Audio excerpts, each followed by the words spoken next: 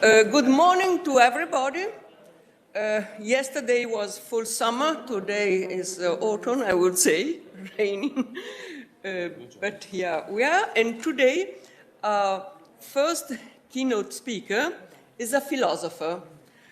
Professor Roberto Casati is teaching at the OSS and is the director of the Jean-Nicot Institute in Paris, and he is one of the leading researcher in cognitive sciences, working on different topics. One has been spatial disorientation. He worked also on digital colonization, and he's also a very convinced sailor. He have been traversing the ocean, the Atlantic, and publishing recently the Sailing Mind and Ocean, a philosophical route, that has been published also in Italian by Einaudi. So we have here another point of view, and I will leave now the word to Professor Roberto Casati. Thank you very much. Can you hear me? Yes.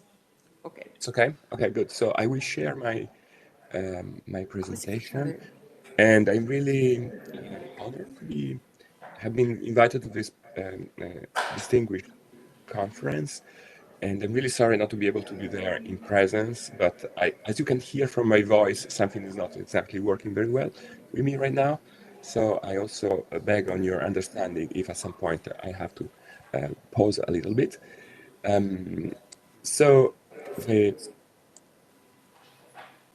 Just let me know if you can see the screen. Yes, I would say. Okay. Yes. Great. Okay, no? So, perfect. So, well, let me start from a strange episode. I think nobody knows about this particular date. So November 16, 1993. What happened on November 16, 1993? It's not in the history books, although it's probably one of the important watersheds in geopolitical history. It's a minor episode happening there, but with many consequences. On November 16, 1993, Guyana signed the United Nations Convention on the Law of the Sea.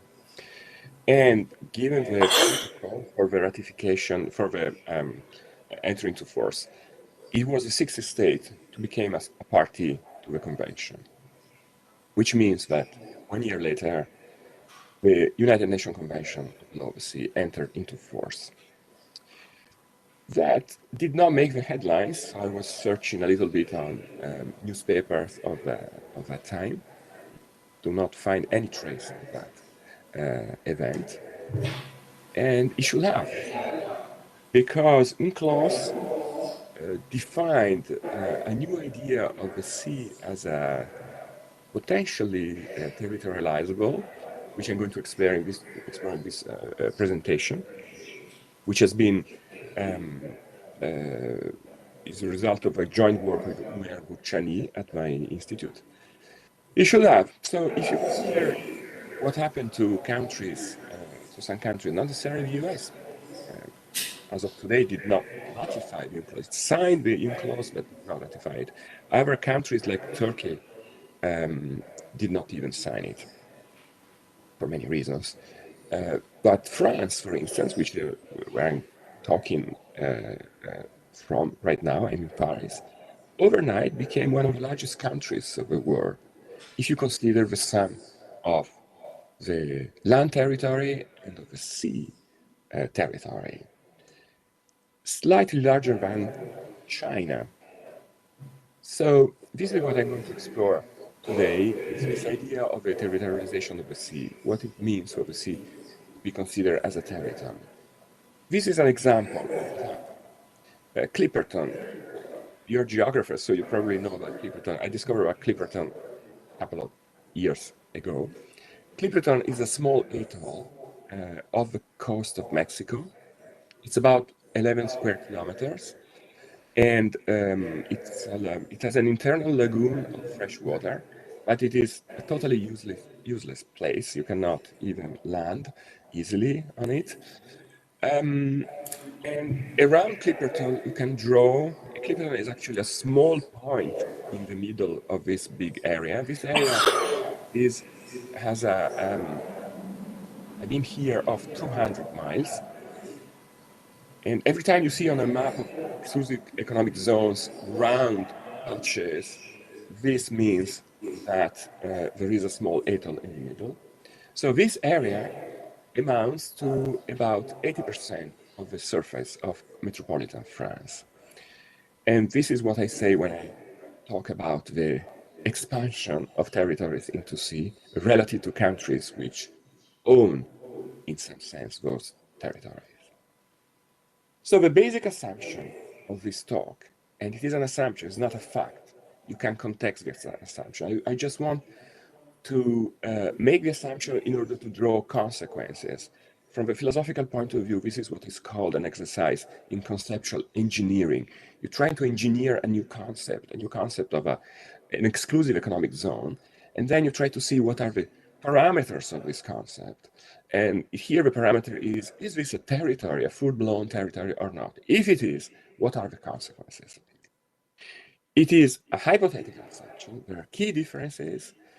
You do not have this on a land territory, freedom of innocent passage, limits to national policy for our activities, traits. There are a number of things which really distinguish exclusive economic zones from territories, from land territories. So I'm just making this assumption and exploring the consequences of it.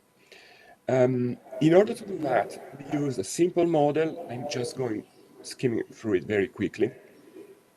We pixelize a geographic representation using as a size of a pixel 200 nautical miles, which is the size of extension of exclusive economic zones into the sea. This is one unit in the model. We are using square pixels, no rounding, which is not the case with exclusive economic zones. You have some kind of roundings happening all the time. And we are using a constant here, islands of fixed coast length, that is 16 units, that is 3,200 miles. So in case, do not look at the numbers of the figures on the left, but just concentrate on this image. There is an island, and this island has an exclusive economic zone around it. This island is 16 units long, 4 by 4, and it has an exclusive economic zone, so 20 square units. The shape of the island determines the surface of the zone. So if you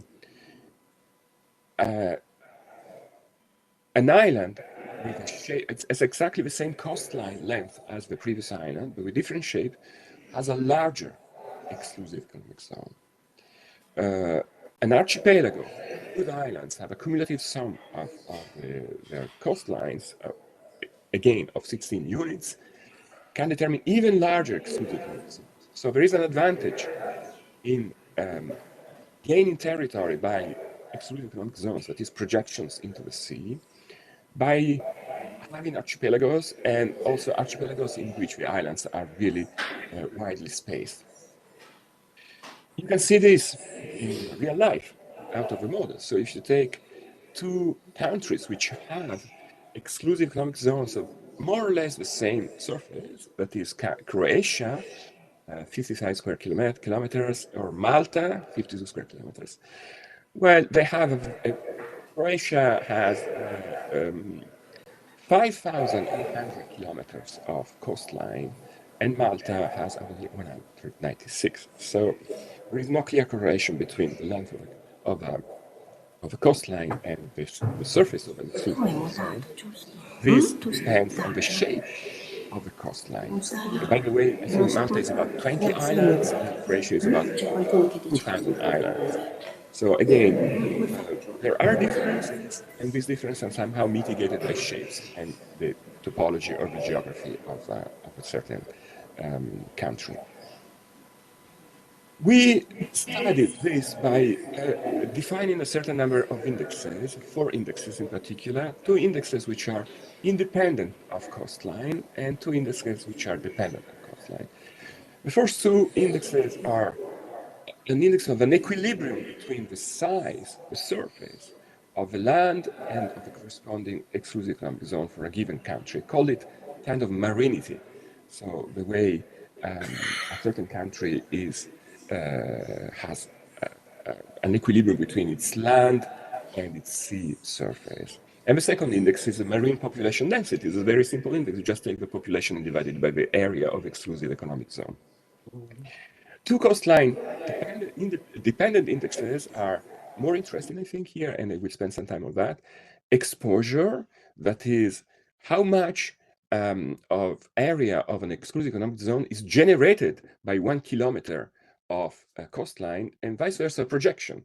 So how much land has access to 1 kilometer of coastline. So of course you have here big outliers, that is landlocked countries. The indexes are defined like that. I'm not going to go over it right now, but we'll see some of them in application in what follows. So the methodology is a bit peculiar here, and we had to go, in order to constitute the database for having these indexes, we had to work around a certain number of problems. One is the data sources, which are not very consistent across databases. So we relied on 2 data sources for exclusive zones. We relied on marineregions.org database, and for land and coastline length, we use the CAI factbook. Not because we like the CAI in particular, but because it has a consistent way of measuring across countries. Of course, we can replace this with other independent sources. And of course, you have to work around, as we're using the coastline, you have to work around the Coastline Paradox by Benoît Mandelbrot. Very simple. The shorter the measuring ruler, the longer the coastline length, which gives fractal values for coastlines. And just a refresher, if you measure with a ruler of a certain unit, the coastline of Italy on the left and the UK on the right, which is approximation of what they look like, you get the same length for the coastline for the 2. And if you increase, if you diminish the length of a ruler, for instance, you have a scaling factor of 1/3, you have a ruler which sees the difference between Italy and the UK. And so the scaling factor was used to determine the fractal dimension of a coastline. In this case, for instance, if you have a scaling factor 1/3, the fractal dimension of Italy, in this case, straight coastline, will be given by the equation. So the value of fractal value is the exponent, the absolute value of exponent in the equation.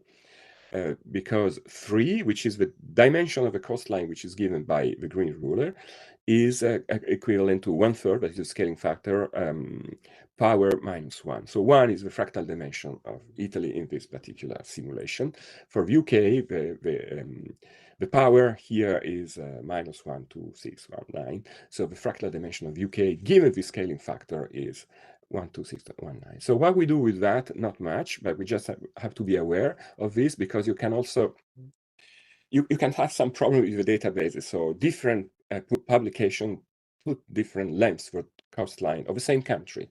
In 1959, Ström measured Norway's coastline and had a measure about 2,500 kilometers, and Nesje, years later, 50 years later, had 83,000 kilometers. So what do we do with that? Again, you just have to somehow start from somewhere, and if you go too far into accepting the coastline paradox, you have an unfortunate consequence. Of course, you cannot measure the length of a coast. You cannot use this notion in any theory, in particular in our model, but then you cannot even draw maps. And we do draw maps of coastlines. So you do this because you accept a certain degree of approximation of a certain ruler. So apparently, the CAI factbook uses, to the best of our understanding, a ruler which is 1 kilometer long, and which is used consistently across different countries. So what happens when you see the sea as a territory? This is a map which has been produced by 2 architects, Siegel and Cohen, a few years back.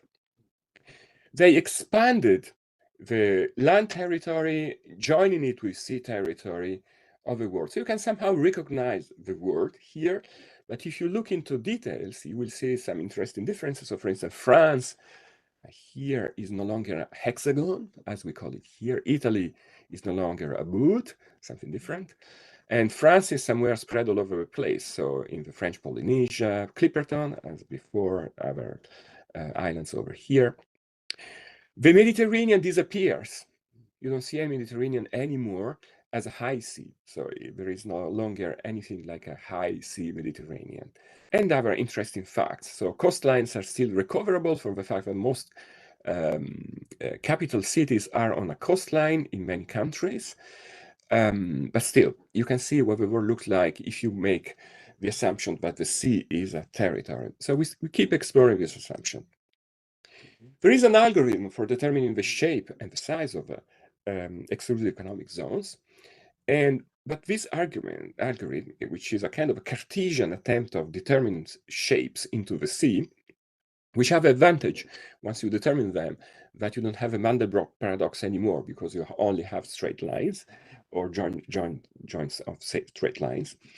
Well, here arbitrariness means a lot of factors, independent variables, tradition, accidents of geography, good judgment, anyone's intuition, and Cartesian criteria. And criteria have their own trade-offs. In particular, we're going to show in our study that Cartesian geography meets coastal complexity in somehow unexpected ways.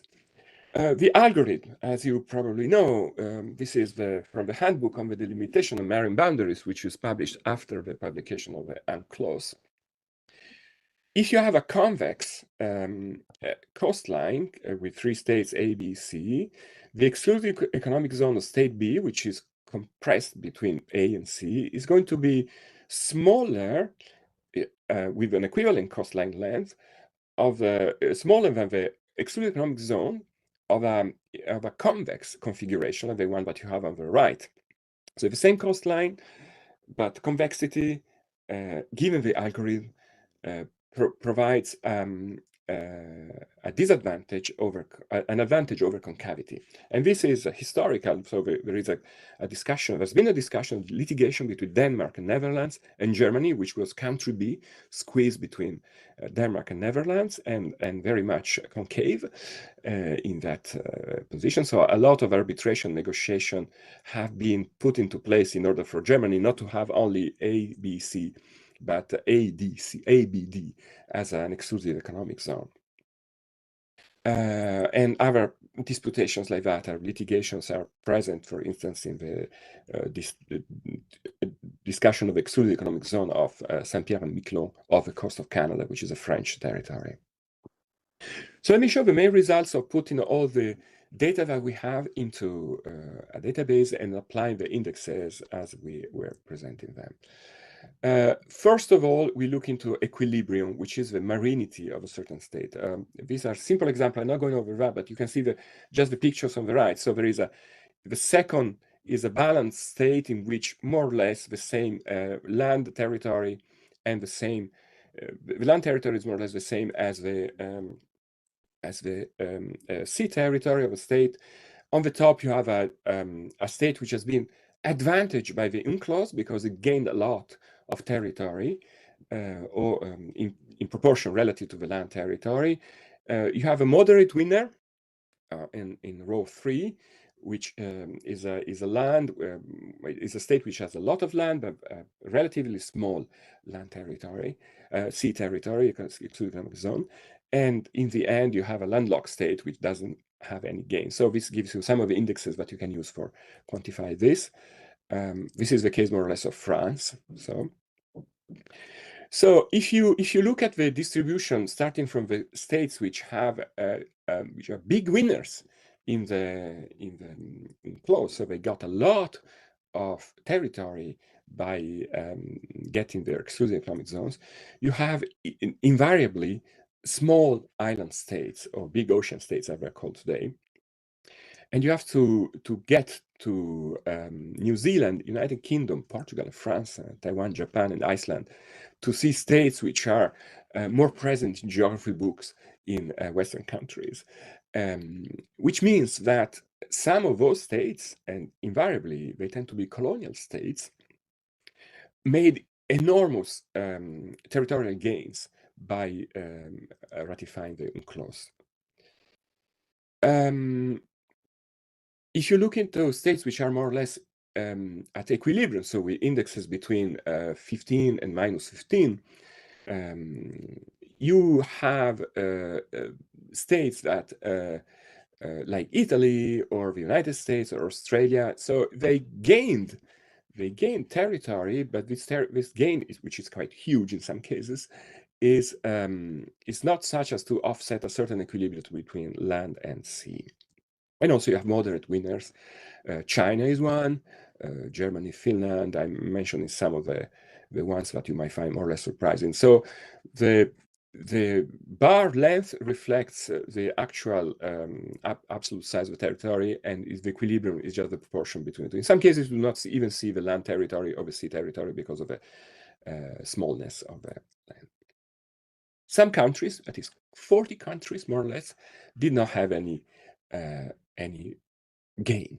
So all the landlocked countries, which are also, of course, very important today in the discussion of a high sea beyond the national jurisdiction.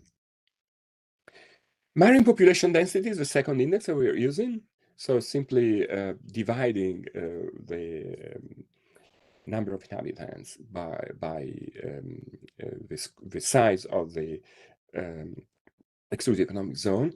And again, you have a lot of countries at the top of the distribution, which are ocean countries, or countries like Norway. Norway, we do not have, we have a sizable exclusive economic zone, but do not have many inhabitants. Denmark is another case here. And the opposite of the distribution, you can use the reverse index, that is using how many people share 1 square kilometer of exclusive economic zone, and at the bottom there is quite an interesting case, excluding all the landlocked states, of course, Bosnia and Herzegovina, whose exclusive economic zone is just a small strip of land, and it has to accommodate for a certain number of people. These are the two other indexes I want to share a couple of facts about. One is projection. Projection is relative to the coastline. So the two first indexes are totally coastline independent. Projection is coastline dependent in the sense that it tells what 1 kilometer coastline generates of exclusive economic zone. And there are interesting cases here, again, a lot of outliers, but then starting with Portugal or the United Kingdom, again, you have country, France, of course, over here. You have countries that have a very high projection. I give you an example. So France, for instance, projects about 2,000 square kilometers for 1 kilometer coastline. For a comparison, Italy, where you are now, projects 70 square kilometers for 1 kilometer coastline for many reasons that we are going to look into. So if you bar small island outliers among the industrial powers, France is the most striking case. As I said, 1 kilometer fresh coastline projects 2,000 square kilometers of EEZ. Portugal, the next most seaward projected European state, value is about 1,000, and UK, US are at very lower value here. Still quite a lot of gain. I would like to say that France is a kind of an oceanic state with an European pied-à-terre appendix. It should reconceptualize itself as an oceanic state with a small land appendix. Former colonial states that have been able to retain some form of sovereignty over remote islands have gained a clear advantage. States with long coastline might not be very projective, either because of coastal convexities, which is the case of Russia, which has only 200 square kilometers of EEZ per kilometer of coastline, or because they're surrounded by other states that limit their EEZ, which is the case of Italy, which has 71 square kilometers of EEZ per kilometer of coastline. So the configuration of Italy, long coastlines, straight, low fractal coastline, and surrounded by many other countries with expanded EEZ, reduces the projection index.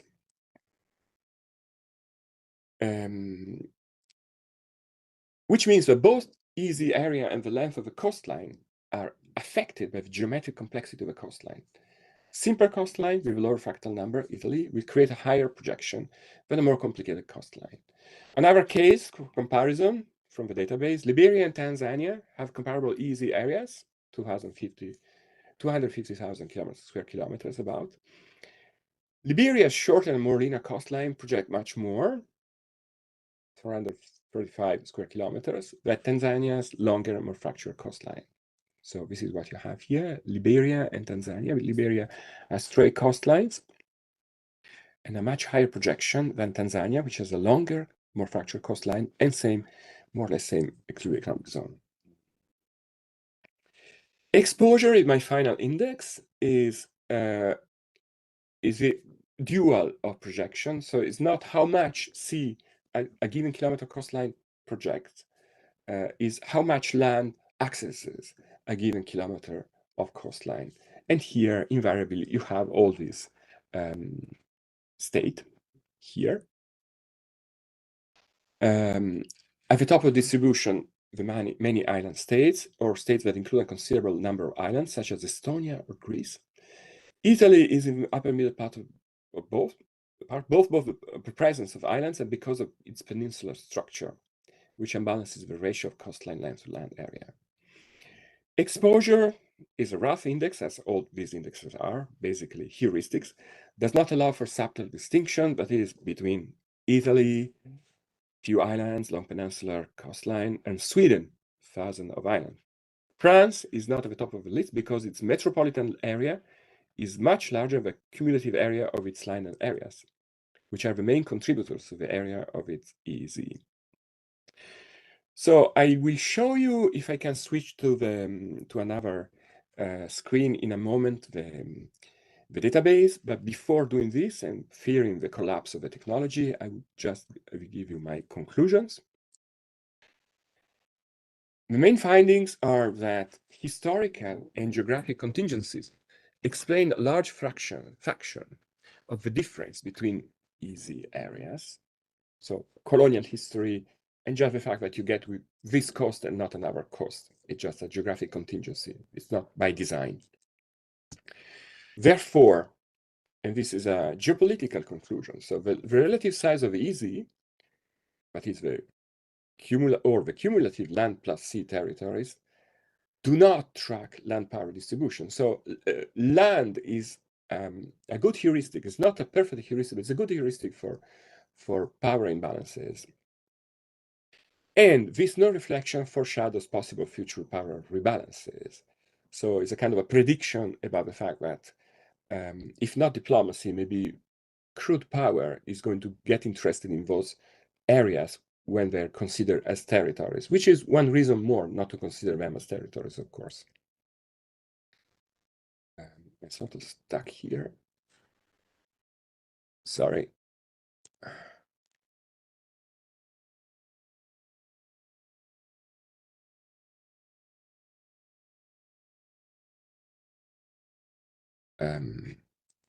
For some reason, I cannot have the final slide, which I have no idea why. So, but what I would say in my final slide, if you're still with me, is the following. If the consequences are considered problematic, one should reconsider questioning the International Court of Justice 1969 fundamental principle that the land rules the sea. And also consider the fact that negotiations for drawing excluded economic zones are predominantly local.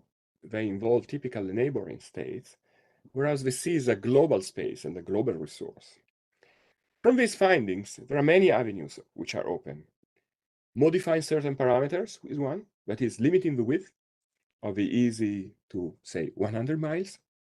Looking for completely different forms of sea management, which, for example, give more space to temporal rather than spatial delimitation, so get rid of this map mentality about the sea. Or other type of negotiations, which restore the sea's unity and give it personal rights. So this is the end of my presentation, but I would like to share very quickly, if I have 2 minutes. Probably I can share the browser. Can you see this? Okay, so this is the database, how it looks. This is the tab of the database in which you have the projection index, that is the area and coastline, area over coastline. So you can see that you cannot see the small states here because they're too small, but for France, you have the data. If you click on if you mouse over the country, you can have all the data as we know them. And the coastline length and the easy length, and then you get the index, which is projection of 2065 square kilometers per 1 kilometer of coastline. Italy, as you can see, is a much longer coastline than France, almost the double, say in that ballpark, and is a much smaller projection index because it has a much smaller exclusive economic zone. And then you can get this type of information. Then if you so I give you another example, which is area divided by coastline. Sorry, it gets me back to the original one. It's a bit of a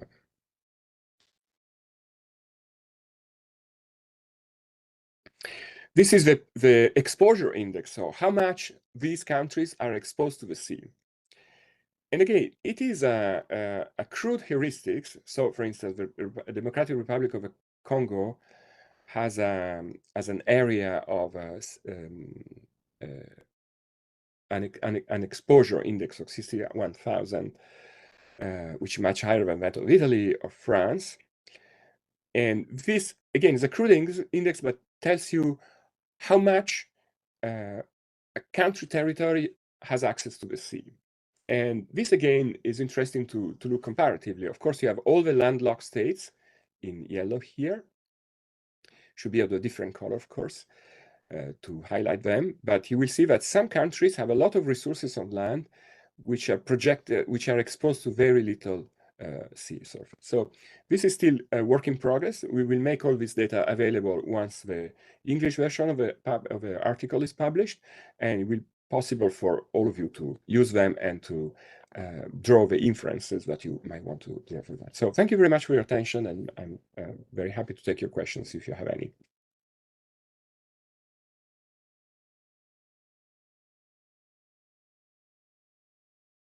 Yeah, I can't hear you. Your mic is not on. Roberto, for your presentation. We heard philosophers speaking about territorialization, and we can see here how productive can be the exchange between the two disciplines. So please, if there are any comments or questions in the room.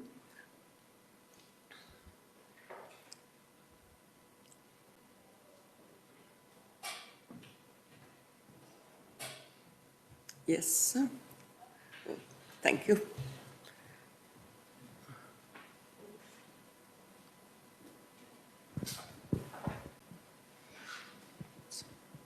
Just moving the microphone. Bonjour. Thanks a lot for your presentation. Very interesting, very geographic, by the way. First question, is all these database and maps accessible online? And could you perhaps precise us where? And second question, because I didn't really went through all the conclusions. As a philosopher, how do you feel about all these inequity in this sea territorialization, méritoire, as we can use in French? I don't know if there is an English translation for méritoire. Thank you. Yes, thank you very much for your questions. So the database is It's not really publicly available in the sense that we are still working on it, but it will be maybe in a couple of months after the summer, because we have so many data points to check. We are pretty confident that most of what we did is safe, but we're still getting some methodological objections from colleagues, and also some factual problems. So, for instance, it's not clear what to do with some countries. In the paper, which is presenting the database, we are listing all the methodological content. Take, for instance, Denmark, Greenland. We would like to have a comparison between the European Union before and post Brexit, because it makes a big difference. And now, it will be, when we publish the article, we always put the database online so that people can check what we say. Second point, yes, I have no judgment. I have a personal judgment about what goes on here. There are inequalities in the world. We know it. So, UNCLOS, when UNCLOS was signed, it was a decolonization trend, a very strong decolonization trend. And so many countries were making the point that we would gain, most African countries, for instance, coastal African countries, would gain from getting a control over their own sea. Why do we have UNCLOS? The convention is the result of a unilateral declaration of President Truman in 1945, actually two declarations. One is about the extension of the control area or sovereignty of the United States over the continental shelf, and the second is about the non-extension of fishing rights to any length in particular. So this was very advantageous to the United States. We have a big fishing fleet but very little fishing resources around the United States and large continental shelf, particularly in the Gulf of Mexico for oil drilling and so on and so forth. Countries like Chile have exactly the opposite. So they say, okay, but we're losing into this game because we have a small continental shelf and a lot of fishing ground, big fisheries. So we need to protect our fisheries. And so a compromise was found around these 200 miles, which is more or less, all these things depend on technology. The reaching limit of fishing vessels into the ocean for treating fish on board and bringing it to coast. So there were many discussions of that, and some states simply do not understand probably what exactly was at stake. So you could expect that the EZ would mitigate the inequalities for some states, but then some of the rules for fishing create loopholes so that you can sell your quotas if you're not fishing at the top of your catch, of your optimal catch. And so the big fishing states, like some in the European Union, France, Portugal, Spain, the Netherlands, and then some other states like Taiwan or even the United States and China, overfish also because they buy some of the rights of these countries, which were supposed to get some advantages from the exclusive economic zones. So there was no rebalance, I would say. And actually, some of the imbalances have been exacerbated. We are going towards a territorialization of the exclusive economic zones. This is what happens now. I think it's sort of inevitable. I think we should resist it, but it seems to be inevitable. So start thinking about the consequences. And probably the best way to think of the consequences is to imagine scenarios in which very weak states with a lot of exclusive economic zones are going to be the target of expansionist politics. They already have been most of the colonial states, but some other states are going to invest them. And this is the risk, the geopolitical risk you can easily predict out of this imbalance, which are displayed in this database of single data. Okay, thank you. Yes, please, Professor Sanjay Chaturvedi. Next. Thank you very much. It has been such a fascinating, insightful presentation. My question relates to climate change, right? And we have seen that something very interesting is happening, simultaneous re-territorialization and deterritorialization, as they say. So what, in your view, would be the implications of climate change? Whether it will lead more towards or more towards deterritorialization. So just some reflections on this intersection, please. Thank you very much. No, it's a fantastic question. Thank you for your comment. The ideal situation is deterritorialization of the sea all over the world. So it should be, because the sea it's very difficult to think of it in territorial terms, given its nature, given the nature of its biology, its physics, and also its topology. I mean, it could have been a case that on our planet we had two big oceans, completely separated from one another, but we have only one ocean, and it's responding to climate change in a totally non-territorial way. So we need instruments for deterritorializing the sea. That's the ideal situation for me. The actual situation is likely to be the opposite. So the countries, seeing the difficulty in managing their land resources, seeing the difficulties in managing their sea resources, are going to exacerbate the territorialization of the sea. There are some microcosms for that. One is Mediterranean. Mediterranean is already a place in which there is no high sea anymore. So BBNJ does not apply to the Mediterranean, for instance. And we should study this model and see what we can do if we project into the rest of the sea what we have in small seas like the Mediterranean. I do not have an answer to that, but of course, climate change is going to pose the main challenge to territorialization. The obvious solution would be deterritorialization. The likely solution is going to be extreme territorialization. Not that I'm happy about what I'm saying right now.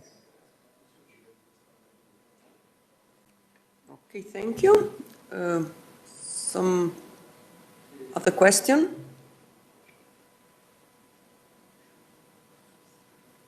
I don't see. Okay, yes. Thank you very much for your presentation and all these data. I have a question about what you expect to be the impact of having this data on, for example, litigation procedures. Do you think that because this is now systematized and available, it will lead to different kind of argumentation in court? Well, you never know what the effects are of any reorganization of knowledge. I don't have any project in that sense.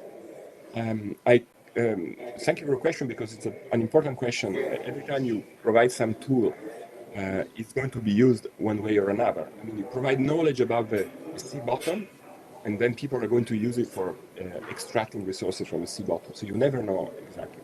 So I think it is important to have some discussion about these data. The data actually are available, so we are not, we're just reorganizing them. Data are totally available. We're not finding any new data here. We are using existing databases. What you can see in the history of the discussion is that litigation tends to be at the local level. So you have a Germany, Denmark, and Netherlands litigation, or some other litigation. There are many controversies. There is the issue of the Aegean Sea, which is one of the target of foreign policy for Turkey. So there are many issues which are always at the local level. I think the possible interest of this is to make the discussion at a global level. And I would say it would be interesting for a place in the world, which is the European Union, which does not have a coherent, a consistent sea policy, has many projects, many programs, but not a consistent sea policy. And the European Union should be aware of its colonial past, of course, of its openness to the Mediterranean. And if there is a place in which we can maybe elaborate some interesting models, some alternative models to just drawing lines on a map, I think this is this places the European Union, in particular because also of these differences that are historical differences that are created by the Brexit, which are quite consequential on the general display. So one thing the European Union could do, for instance, is to recognize part of its colonial past and duty by focusing more on protection than on extraction. But of course, this is something we should discuss at length, and this is not maybe, this simple database is not the place for having a big conversation on that. Thank you for your question.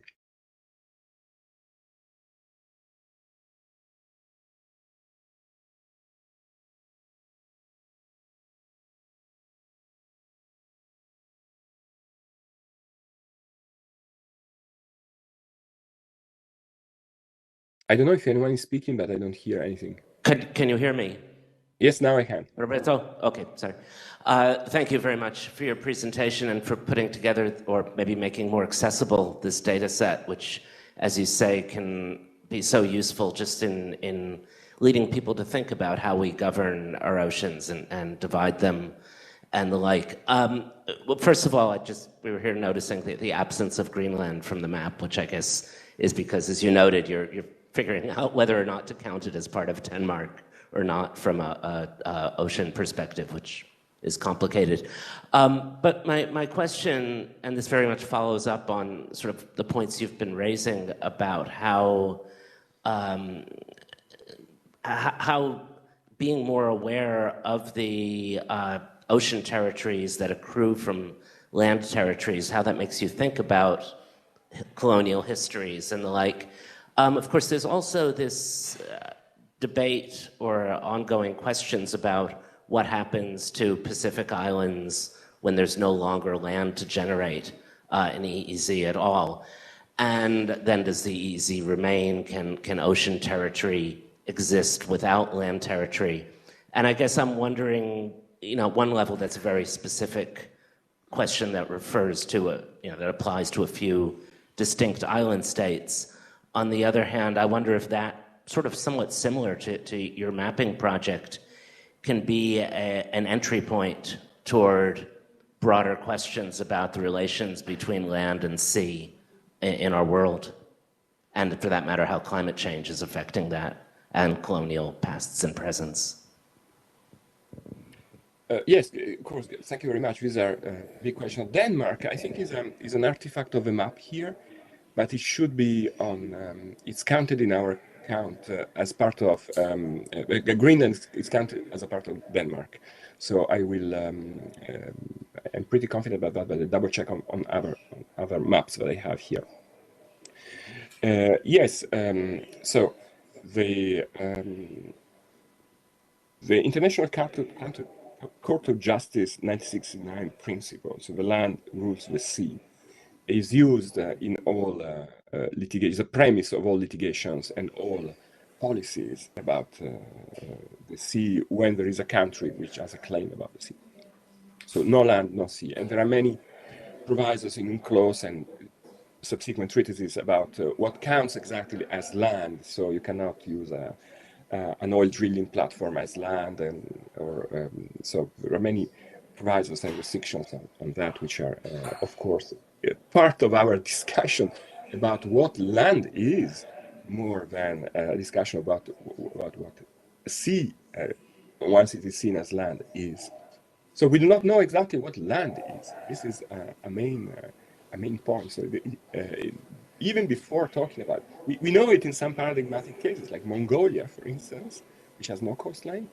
The Mandelbrot paradox tells us we do not know what a land is when it comes closer to the sea, because you cannot measure, you cannot even represent the border between land and sea. And the island states, which are likely to be the victim of sea rise, pose yet another problem to the definition of what a land is.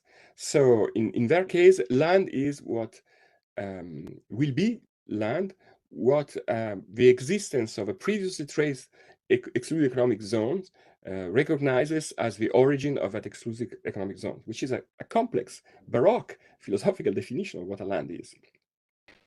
And so, in a sense, it is interesting from a philosophical point of view, dramatic from a social point of view, where we are discussing problems of definition for the very notion of a land territory, in particular for those states, and looking at the paradigmatic cases, there is no clear paradigmatic case except the case of Mongolia, I would say, or some landlocked states.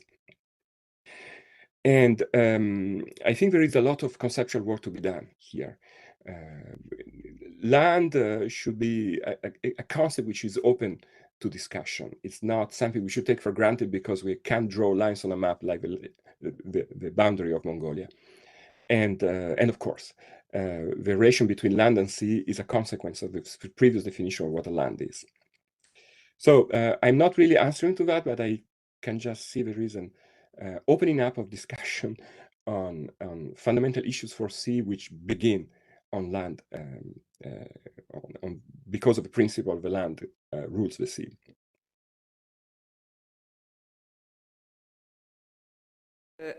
I thank you to everybody who has been participating to this discussion, that I think it's very broad and could continue in other contexts very often also, because it's really a crucial topic. Roberto, if you want, you can remain online and follow the next speaker, who, please, Gloria, can you come? So our next speaker is Professor, please, okay, Gloria Pungetti from the University of Sassari. She actually just come back to Italy after many years of teaching at the University of Cambridge. Her research focused mostly, and also her publications, on the values of landscape and seascape. She's the founder chair of the Biocultural Landscape and Seascape Center of the University of Sassari, and also of the Cambridge Center for Landscape and People, and chair of the Darwin College Society of the University of Cambridge. But I leave now the word to Gloria.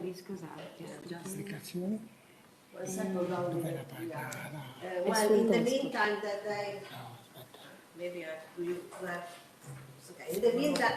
okay, thank you very much. They are just trying to open in the presentation, but in the meantime, I would like to thank very much the organizers, in particularly Elena and Marcella, and I'm very happy to be here and liaise with all of you. I come from another background, which is landscape. So we have a big group of landscape scholars around the world. We deal with landscape and seascape, and you will hear about that in a second. And I'm very happy to meet all of you and to link with the geographers and also with the Italians, wonderful group of people. Thank you very much. I start. Yes. Okay, benissimo. Okay, so can you hear me? Is that okay? I will introduce the topic of seascapes with concept and significance, and I will explain about our research and the definitions, the dimensions of seascape, seascape related to nature and people, character assessment, design and planning, management and governance, and the future. So it's quite a lot, but I hope in this way you will have an idea of our seascape. So seascapes always have captured our imagination. Seascapes have been a place of wonder for travelers and tourists, as we are many times, but not only for that. For quarantine patients, for people who went and were sent to islands as prisoners or even migrants. Seascapes is very special from a nature point of view because it has particular ecosystems, fragile, but able to provide valuable services, not just to nature, but also to people. Seascape is also a place where there is lots of development from urban and industrial point of view. Seascape is a place where we link with our identity. It records the passage of time on land, coast, and sea, so we will see this better later. And it is an heritage. And I'd like to argue that this heritage sustains present design and future planning, so from past, present, and future. Water is the most component of the Earth. We all know that is 70% of the Earth's surface. 95% of this is salty, the rest is fresh, i.e., water is a medium in which life originated on Earth. But seas could deteriorate.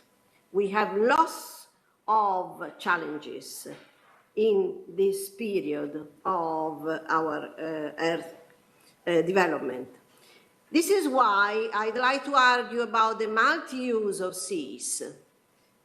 In fact, mankind depends on healthy seas for many things: food, energy, economy, trade, tourism, but also well-being.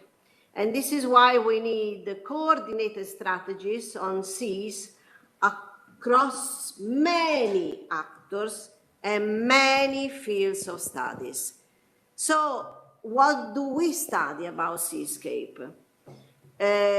We work with professionals that goes beyond boundaries and try to have a broad outlook, transdisciplinarily possibly, to address the changes and the challenges that I was talking about before.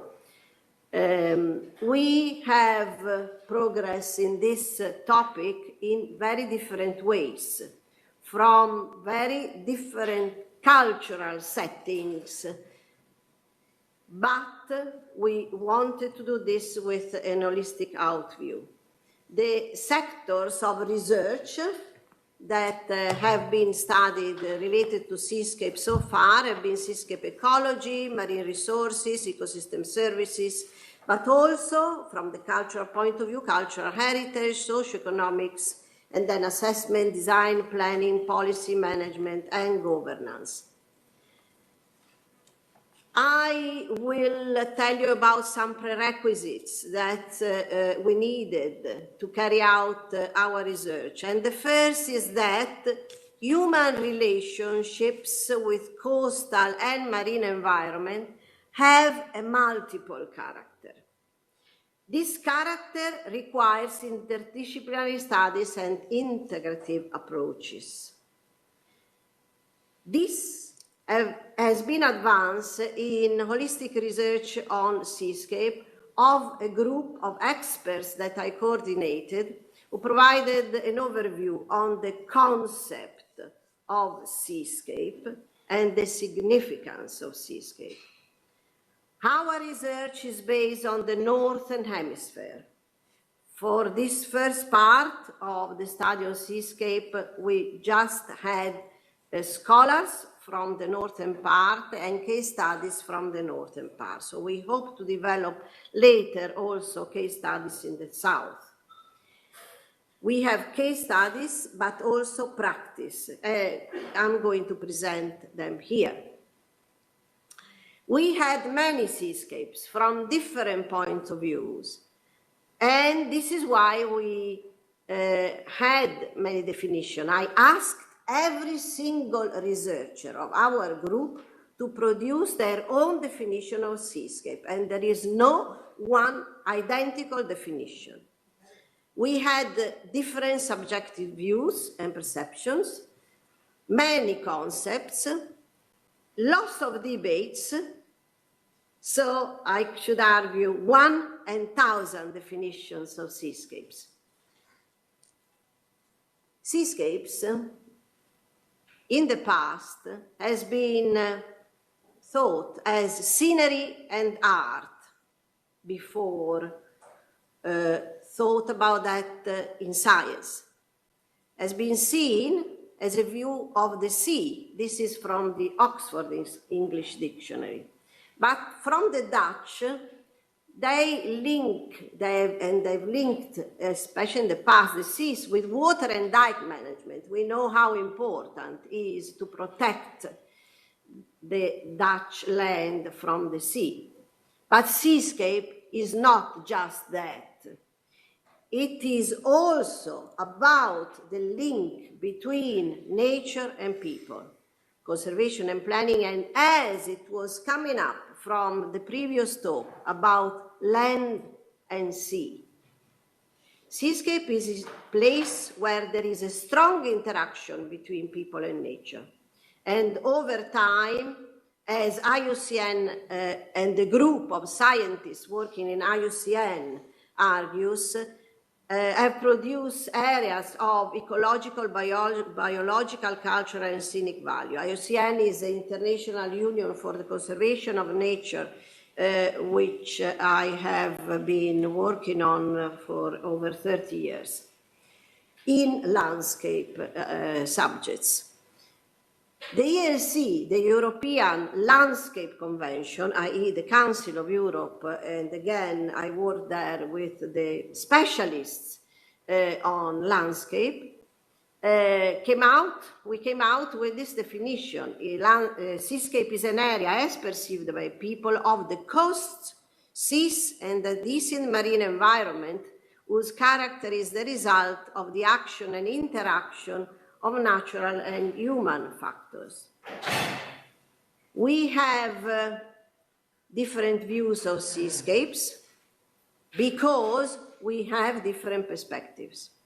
Our seascapes, the seascape that we studied, includes land and sea, coastline in between, but we do not deal with deep sea or ocean. We are a group of landscape scientists, landscape scholars, and therefore we look at seascape from the coastline and we go towards the sea for about 10 kilometers and towards the land for about 10 kilometers. So what you see here in the island of Cyprus at the bottom, and it is written beyond seascape, is landscape.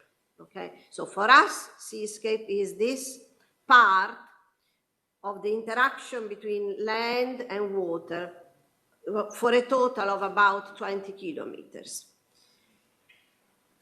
And this is why link, of course, can link also with islands and islandscape that we have studied previously with many of the scholars that have been involved in this research project.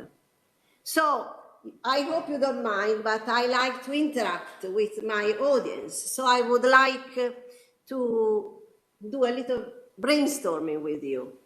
I'm an islander, I explain you why. Actually, I was born in Bologna, which is far from the sea, but it happened that over 30 years ago, I went to Cambridge for my PhD in geography, but with the topic of landscape. And that PhD was linked with two islands, Sardinia and Crete in the Mediterranean. So it happened that since 30 years ago, I was in three islands, the British Isles, in Crete and Sardinia.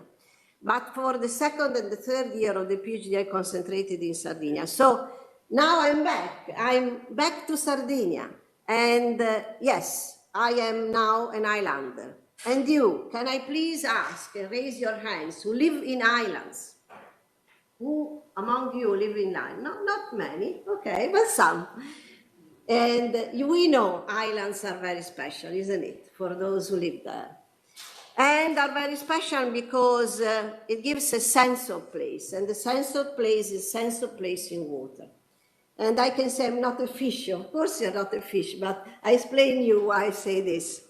A fish is like this person diving underwater, so feeling being part of the ocean. And I would like to ask you who study the ocean, the water, who among you likes to be underwater and swim underwater? Most of you. For me, I'm not a fish like you. I am a person that likes to sit on the coastline and to look at the landscape. So there are different views of landscape, from the sea and from the land. And this is the seascape, which is made up by coastal landscape and adjoining areas of open water, including the views.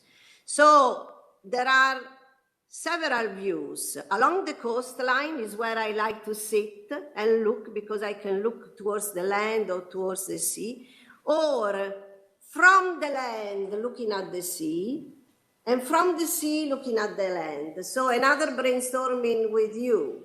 Who likes to sit on the coast? Not many. Oh, okay. Who likes and prefers to be on the land and look at the sea? And who likes to be on the sea and look at the land? Well, great. This gives us a sense of space. Very important sense of space. So we had many seascapes. You see, this is a group of us looking at the sea. And this broad sense of scape came out with many perspectives of the scholars involved in this project. And we grouped all the studies in 6 parts: nature, people, character, design and planning, policy management and governance and future. And these are the 6 parts of the research covered today. And we had a big result: the publication of the first broad concept on seascapes, broad, not just sectorial ways of seascapes. And it has been published in the Rutledge Handbook, covering this perspective, as I said, in the Northern Hemisphere, and providing new methods for future seascape development. And it has also been the big occasion to gather together this community of scholars. And we worked together for 5 years, and we became very good seascape friends. And I think this is one of the important things of working together, as I can see from this great group of geography scholars gathered here. Our seascape. So at the end, we put together the definition and we came out with a general common definition. Every seascape is a combination of abiotic, biotic, and human features developed over time in a place between land and sea, which can be perceived by people with its own unique character. So there is another brainstorming for you that I'm not going to ask you now, but I would like that you either, for those who are at home and are listening, put it in the chat or send it to me at bioculture2000@gmail.com. I would like to know what is seascape for you, or give it to me in a piece of paper today. But I really would like to know what is seascape for you. So the second prerequisite is that the seascape is shaped not just by nature, but also by human intervention. This is extremely important for us. So apart from the cultural, aesthetic, human influences, seascape shows actions of nature shaped by humankind. And the seascape shows ecosystem services and cultural benefits. So these tangible and intangible processes, which are imprinted by nature and this genius loci, are testimonial of the ecosystemic and anthropogenic legacy of which seascape is the repository, which is the title of my talk. This is why we have supported a biocultural approach linking nature and culture. And we have studied that through the seascape dimension. Starting from the foundation that I told you before, they were based on landscape history, on literature. We have lots of pieces of literature about seascape, although they don't call it seascape, but as I explained before, you can understand what that was. We have lots of artistic forms that are featuring seascape. We have urban expansion and lots of research. From there, we advance these 6 areas of studies to explain better the concept and the character of seascape. So let's start from nature. Fundamental when we talk about nature in seascape, we have to take into account the global biodiversity and the global climate goals. So we have new targets, differently from last century.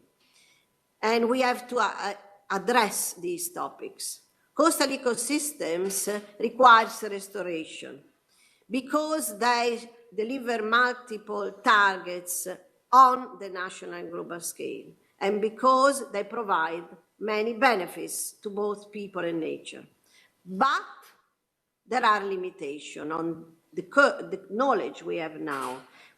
Not only that, there are limitations on monitoring and assessment of the restoration, and we know how important this is.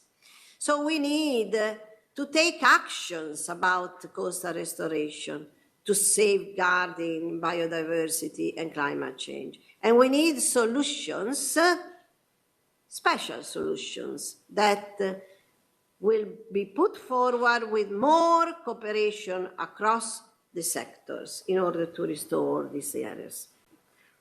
And you have heard about the ecosystem services as a framework that underlies connection with ecology and humans and shows the benefits.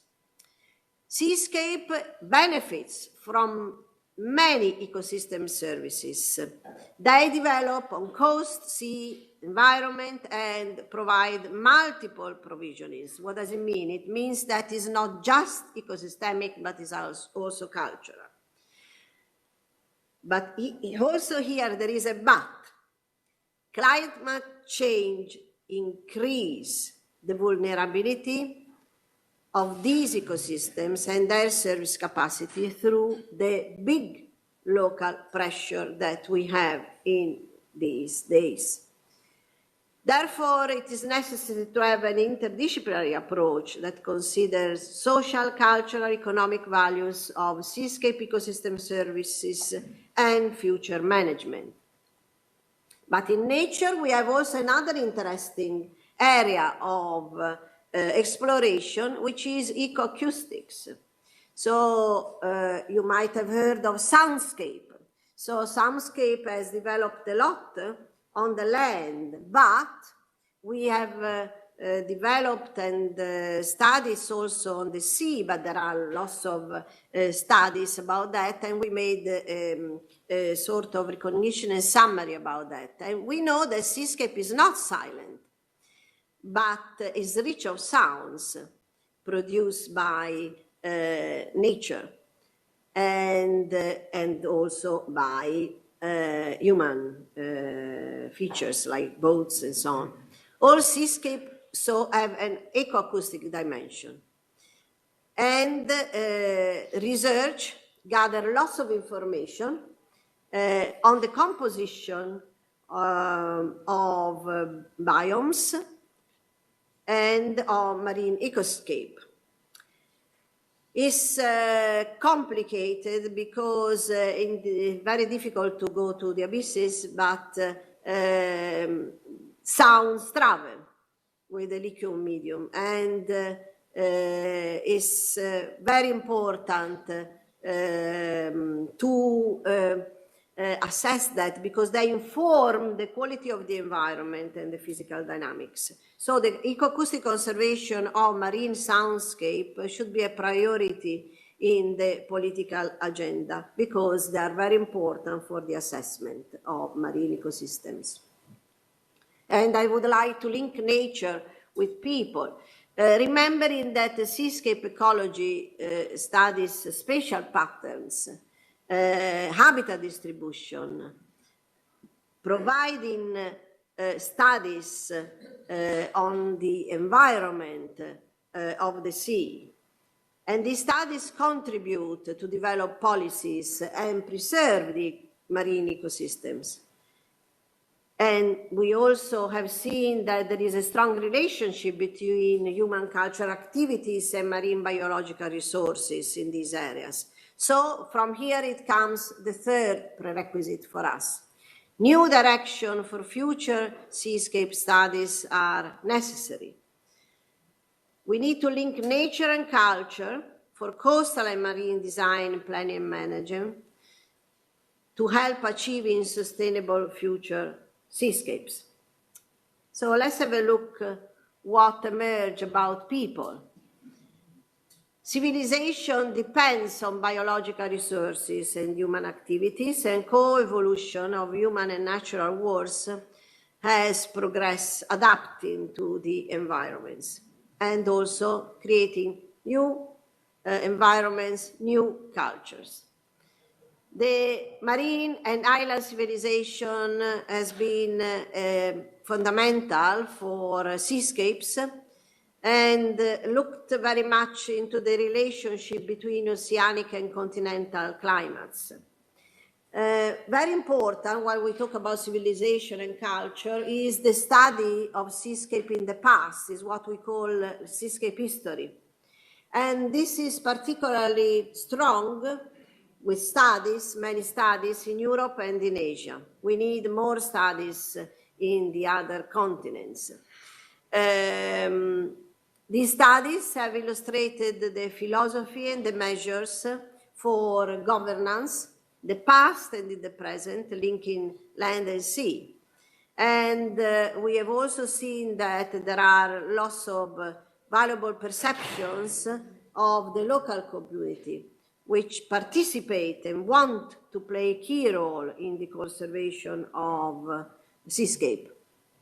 Another important point, and this is definitely a relevant subject for the policies today, is the movement of people. In the past, lots of movements, especially in the Mediterranean, but also today.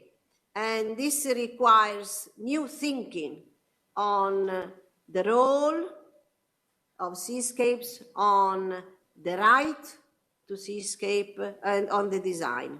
We came up with border seascapes, addressed to use landscape as an agent to read and interpret the association between displaced marginalized group and the land.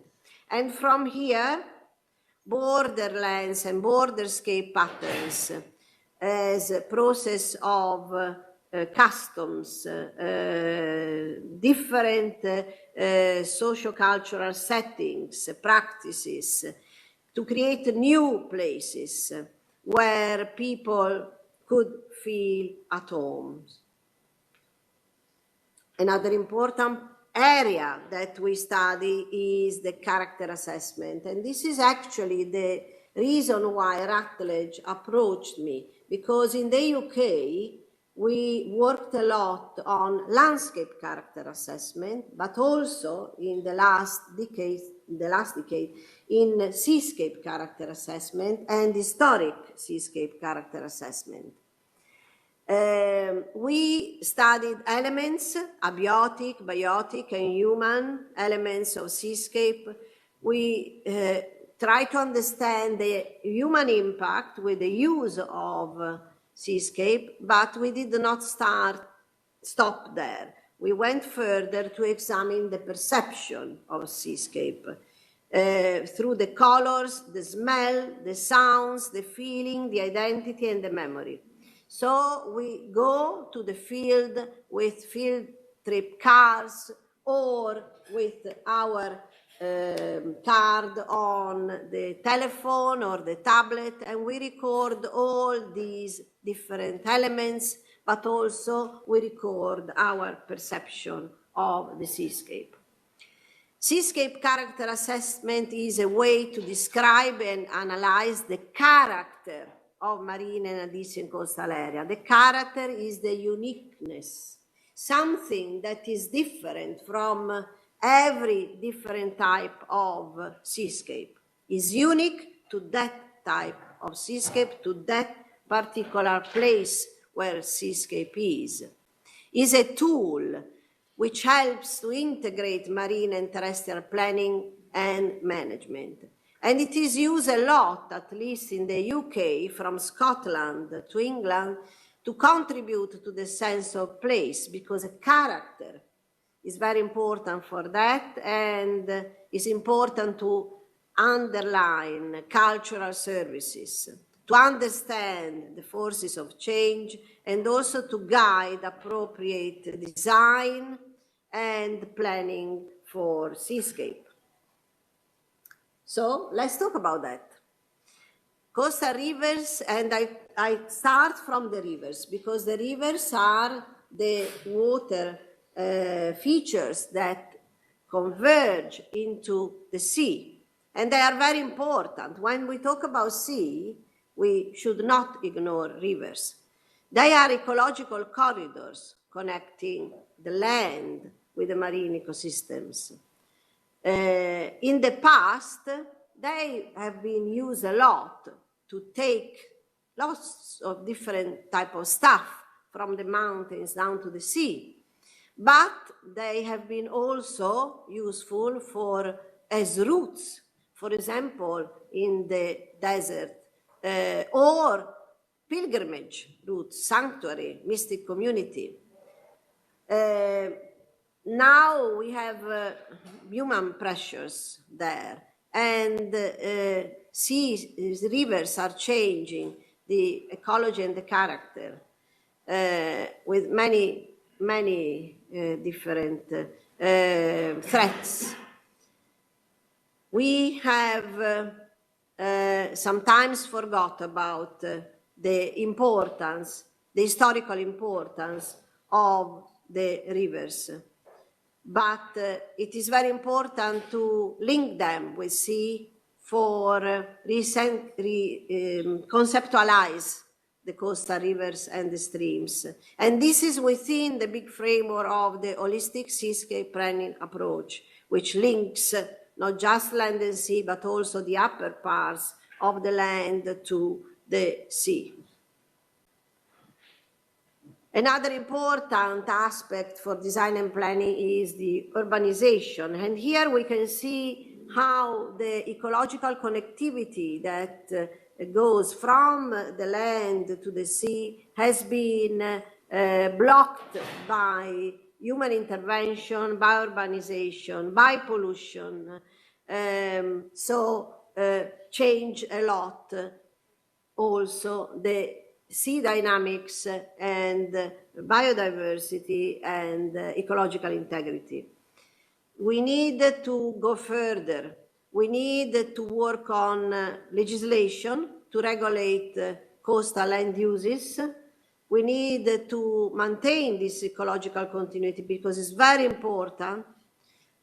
We need to have a new legal framework, but also we need social consensus and financial resources, otherwise we cannot do anything. This is why, again, the mixed use, a mix of approaches are important, and integration of tools should be put forward.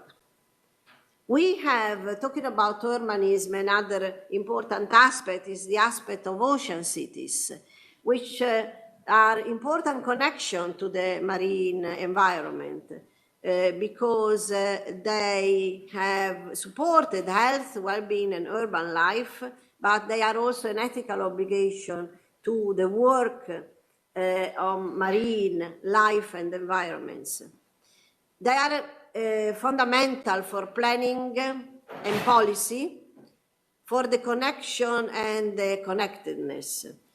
And we do this through physical design and planning and creative initiatives to make the marine world linked and closer to the citizens.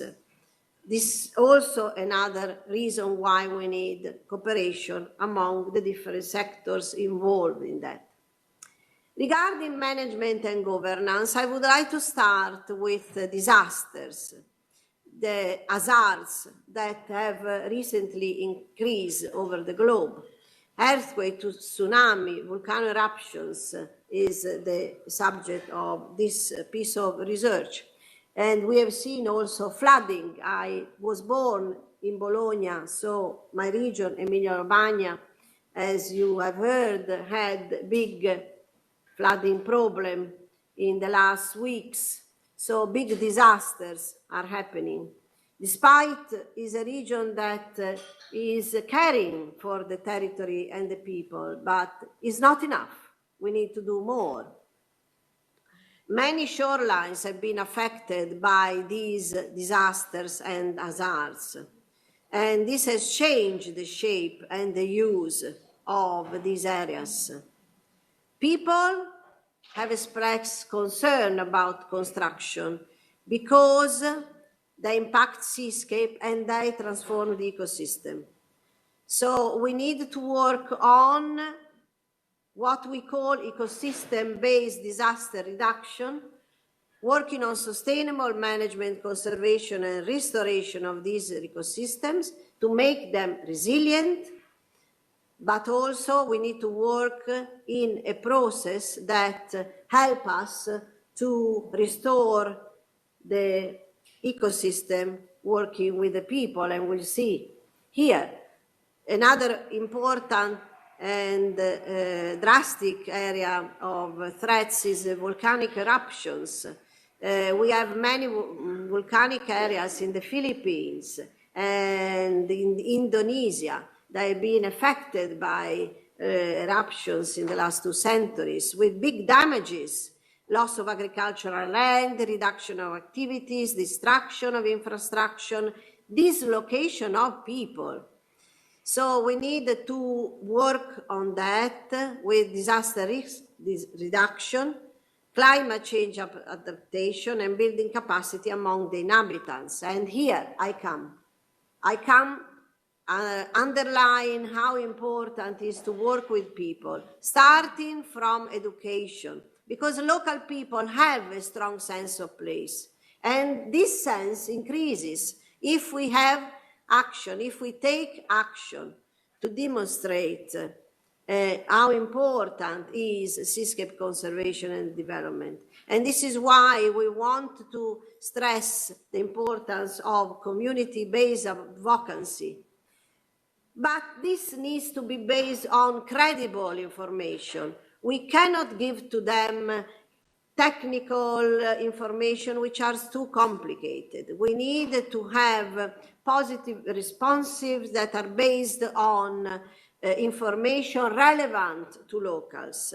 And from here we can build a sense of ownership of these people which really want to participate and work at the local level to safeguard their seascape, for which they care a lot about. Future. So for me it's very important to link past, present, and future. We have seen that people in coastal area maintained and are still passing on important information that was there for centuries. They are resilient. These people are resilient to the change, despite the limit of the resources.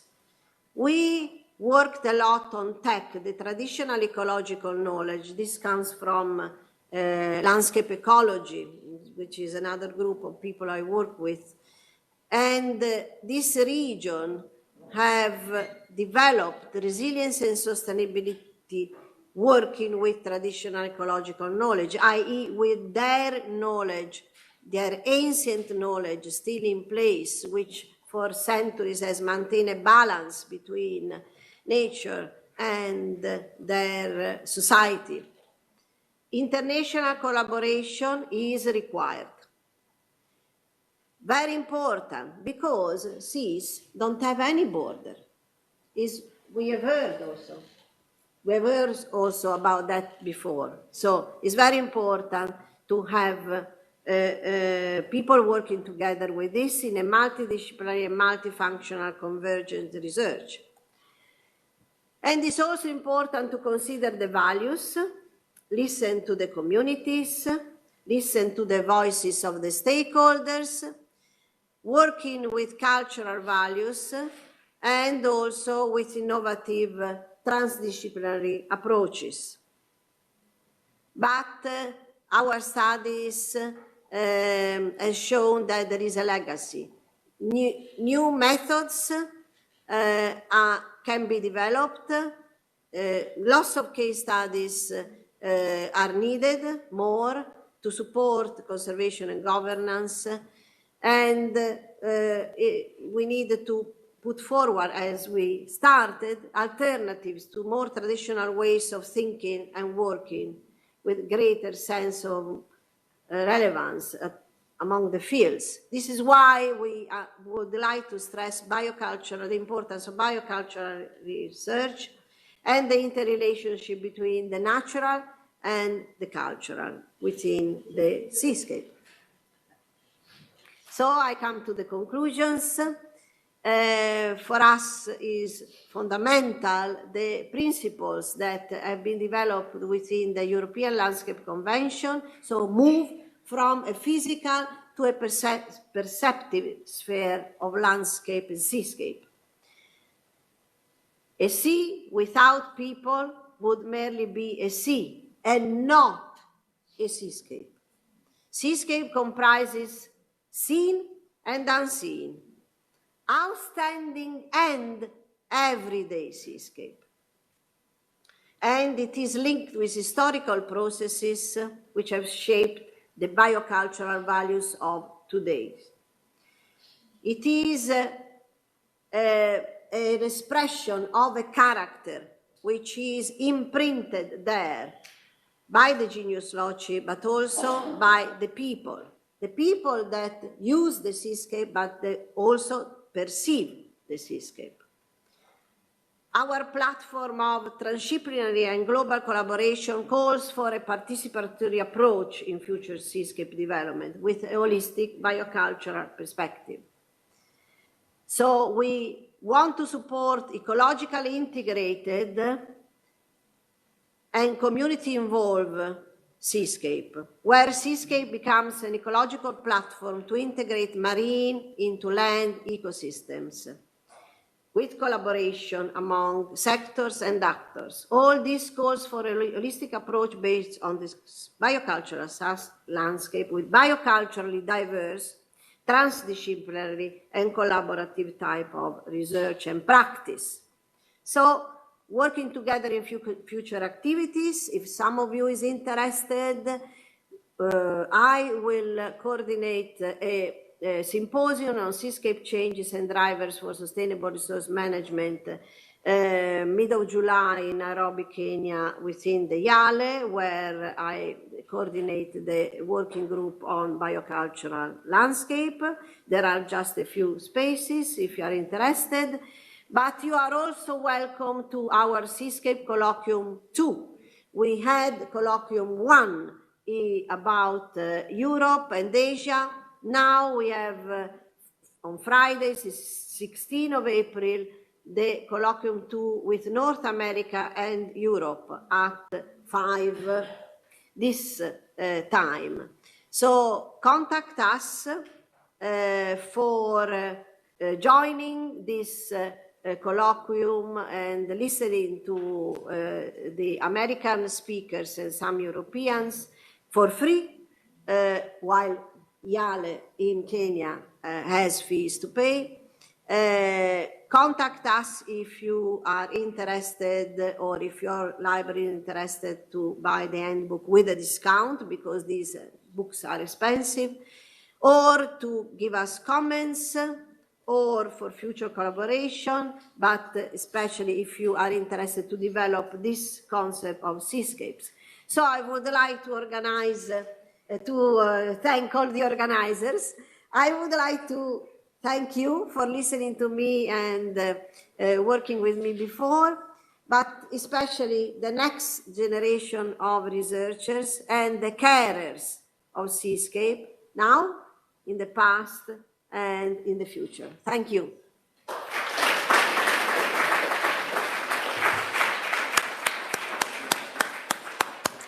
Thank you very much for your fascinating presentation. Seascape, it's really a great team. I think there was something, it was on the 20th, April 23, the next colloquium, maybe it's 24. 16, the colloquium?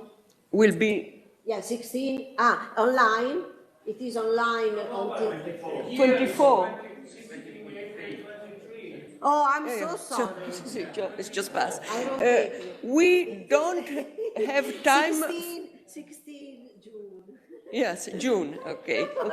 Yeah, that was something wrong. In April it was colloquium one. So thank you very much. We don't have time for questions because the session will start at 11.